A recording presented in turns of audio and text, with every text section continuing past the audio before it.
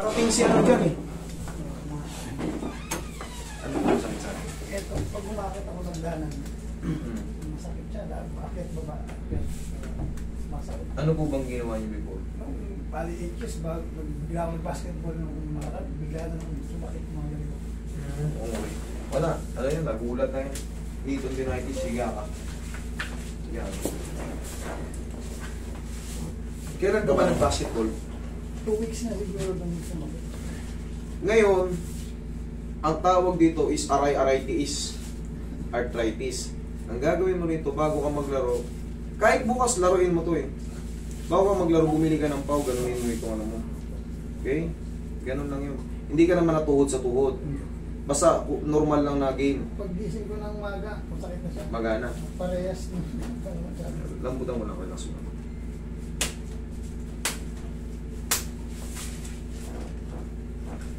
Arthritis lang yan. Nagulat.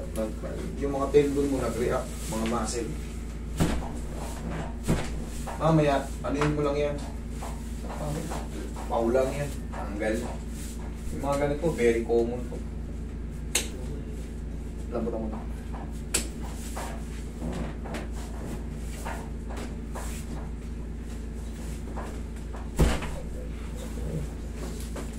Buksan nga. Hindi pa ba tumawag si Jaime dyan? Messenger number. Kahit messenger number, naka-ano na naman ata kasi. Huwag nyo na kasing silent. Para hindi, never kong narinig yung tawag dyan.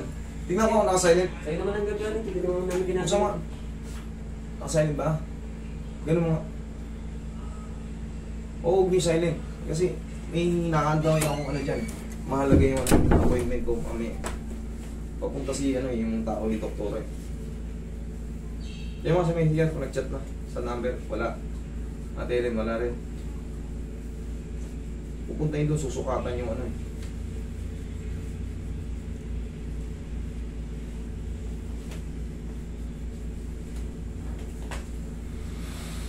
Anong yung kay Ate Esig? Ano ba si Ate Esig?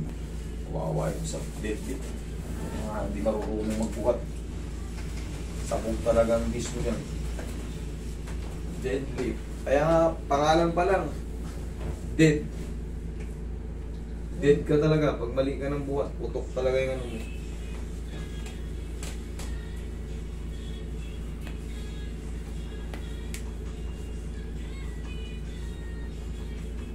Yan yung nangyari kay Migcho. Mas kabado pa. Talagang makahinga.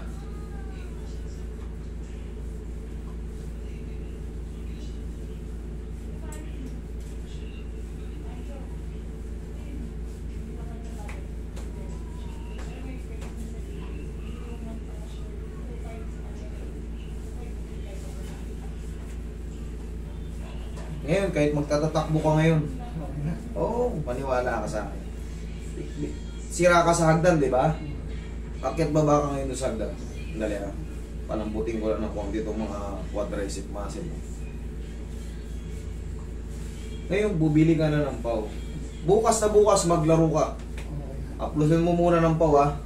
Kunting yanig lang yan. Isipa mo muna. Tigasan mo to. O, sipa. Isa pa. O, kabila. Kabila.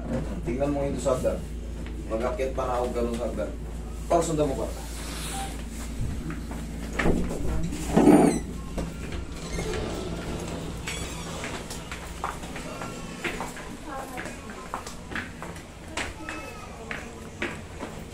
Ayos na.